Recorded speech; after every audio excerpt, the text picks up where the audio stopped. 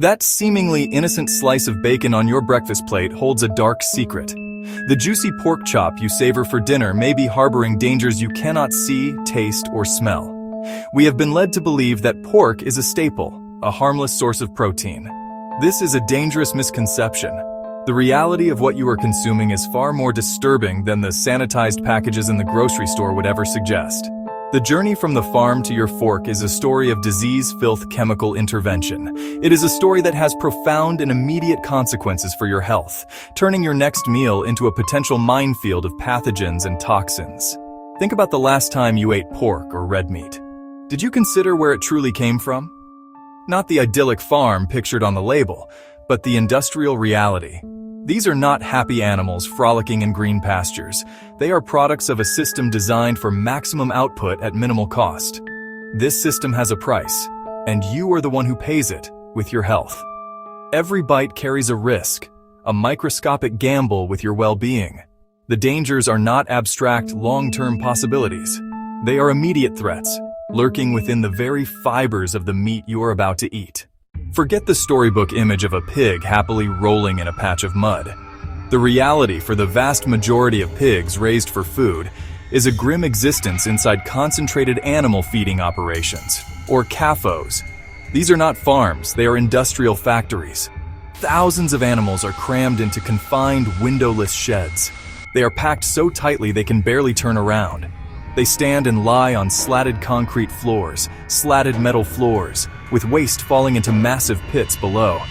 The air is thick with ammonia from decomposing urine and feces, a toxic gas that burns their lungs and eyes. These conditions are a perfect breeding ground for disease. The immense stress of confinement weakens their immune systems, making them highly susceptible to infections. Pathogens spread like wildfire in such a crowded, unsanitary environment. Respiratory diseases are rampant from inhaling toxic fumes and airborne bacteria. The constant noise and lack of stimulation lead to abnormal neurotic behaviors. Tail biting becomes so common that improving conditions isn't the response. Instead, pigs' tails are cut off without anesthetic. This is the brutal, systematic reality of modern pork production. The flooring is a major source of contamination. Slatted floors are often caked with filth. Pigs live directly above a mountain of their own excrement. Fumes rise, and so do bacteria. Splatter from manure pits contaminates their skin, their feet, and their living space. They have no clean area to rest. They're perpetually coated in bacteria, including E. coli, Salmonella, and Campylobacter. That filth inevitably makes its way into the final meat product. The sheer volume of waste produced is staggering. A single finishing hog produces as much fecal waste as several adult humans. Thousands of pigs generate a city's worth of untreated sewage. Pigs are biologically designed to be omnivorous scavengers. In a natural setting, they would forage for roots, tubers, insects, small animals. On an industrial farm, their diet is anything but natural. It is a carefully formulated, low-cost feed mix designed for one purpose: rapid weight gain. This feed often consists of a base of genetically modified corn soybeans. Crops are heavily sprayed with pesticides like glyphosate residues linked to health issues in humans. The residues accumulate in the pig's fatty tissues, the very tissues that become bacon, sausage, pork belly. The horror does not stop with pesticide-laden grains. The feed can legally contain an array of disturbing ingredients. This includes rendered animal products, processed remains of other animals, poultry, cattle, other pigs that have died from disease. Forced cannibalism is a cost-effective disposal method and a cheap source of protein. It also spreads disease. Think of mad cow disease in cattle, spread by feeding infected remains. A similar risk exists in pork. Coprophagia, pigs eating feces, is common in crowded factory farms. Lack of stimulation and unnatural environments drive this behavior. Pigs will consume their own waste and the waste of other pigs. This is not a rare occurrence. It is a common behavior in factory farms. This means any bacteria, parasites, viruses, or drug residues in the manure are re-ingested, creating a continuous cycle of contamination within the animal's body. The pathogens become more concentrated and more deeply embedded in tissues. When you eat pork, you are not just eating muscle. You are consuming the end product of a life spent in filth and disease. Why don't all the pigs in these squalid factory farms drop dead from infection? The answer is simple and terrifying: drugs. The meat industry is one of the largest consumers of antibiotics on the planet. An estimated 80% of all antibiotics sold in the United States are not for sick people, but for livestock. These drugs are not primarily used to treat sick animals. They are used prophylactically, fed to the entire herd, in low, continuous doses, to prevent diseases that would be inevitable in such crowded, unsanitary conditions. They also promote faster growth. Constant low-dose antibiotic use is a recipe for disaster. It creates antibiotic-resistant bacteria, superbugs. When bacteria are exposed to an antibiotic but not completely killed, the survivors can develop resistance. These resistant bacteria then multiply and spread. They can be transferred from the pigs to farm workers, into the environment through manure, and directly to you on the meat you buy. When you get sick from one of these superbugs, the antibiotics your doctor prescribes may no longer work. This is a global public health crisis, and the pork industry is a primary driver. Specific dangerous bacteria have been traced directly back to pork production. One of the most notorious is MRSA, methicillin-resistant Staphylococcus aureus. Studies have consistently found high rates of a specific strain, MRSA ST398, in pigs and in pig farmers. This superbug can cause severe skin infections, pneumonia, bloodstream infections that can be fatal. For generations, the primary warning about pork was to cook it thoroughly to kill Trichinella spiralis, the parasitic roundworm that causes trichinosis.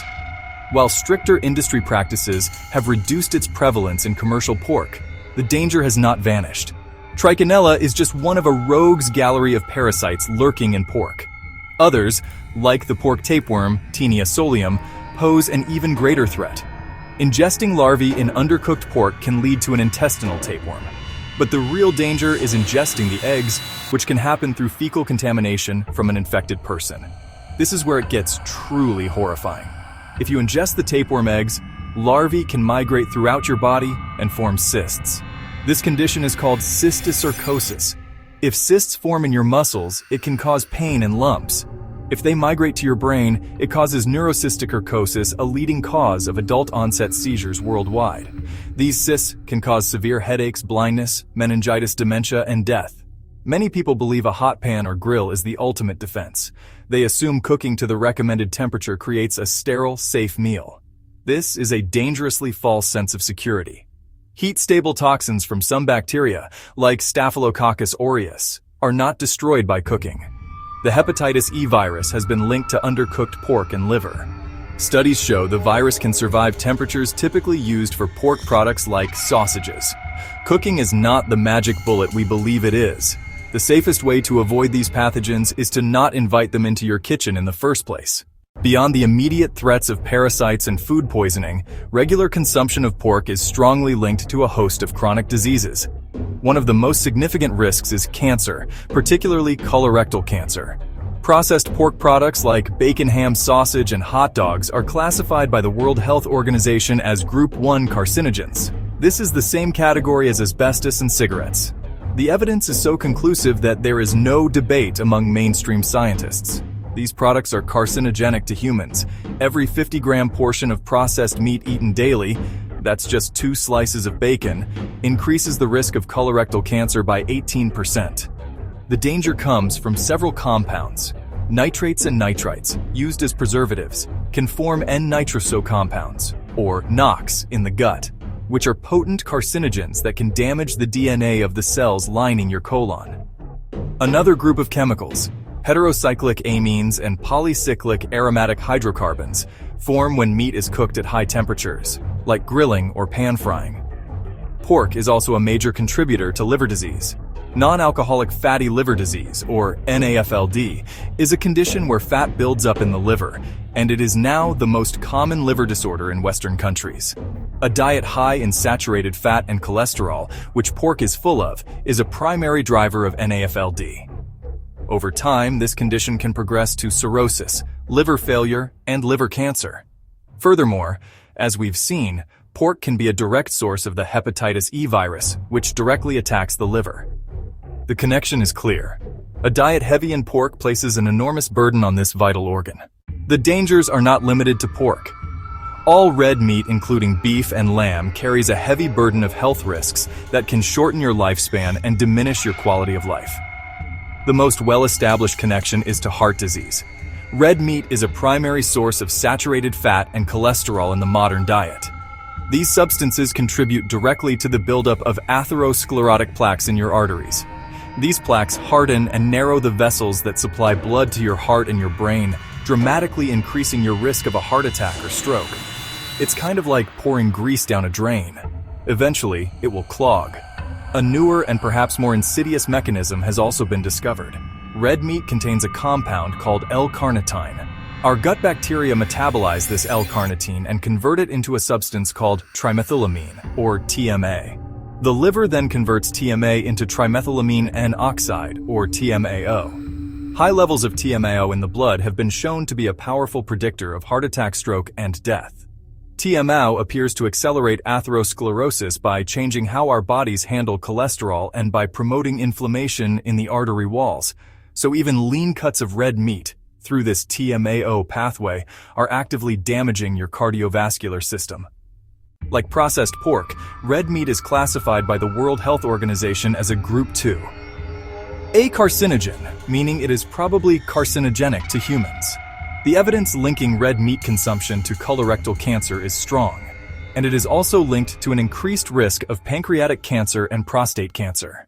The meat you bring home from the supermarket can be a Trojan horse for an invisible army of pathogens. Fecal contamination is not an anomaly. It is an industry-wide norm. A groundbreaking study by Consumer Reports found that a staggering percentage of retail pork samples were contaminated with pathogenic bacteria. Yersinia enterocolytica, a bacterium that can cause fever, diarrhea, abdominal pain lasting for weeks, was found in 69% of tested pork chops. The contamination happens at the slaughterhouse. The process of slaughter and evisceration is fast and messy. The lines move at incredible speeds, and it is nearly impossible to prevent the contents of the animal's intestines from spilling and contaminating the muscle tissue. One study found that even after a carcass is washed and sanitized, fecal bacteria can still be detected. These pathogens are then spread further when the meat is cut and ground. A single hamburger patty can contain the meat from hundreds of different animals and the bacteria from those animals, amplifying the risk of contamination.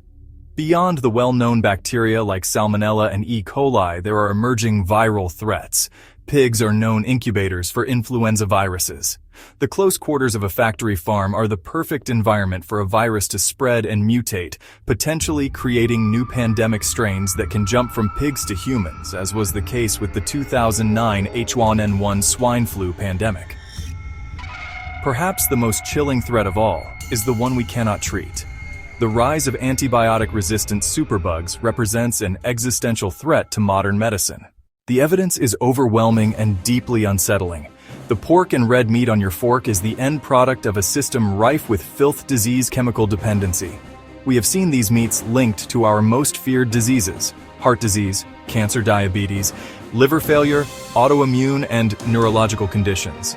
They also serve as vectors for parasites, viruses, untreatable superbugs. You have the power to protect yourself. This is not about genetics or bad luck.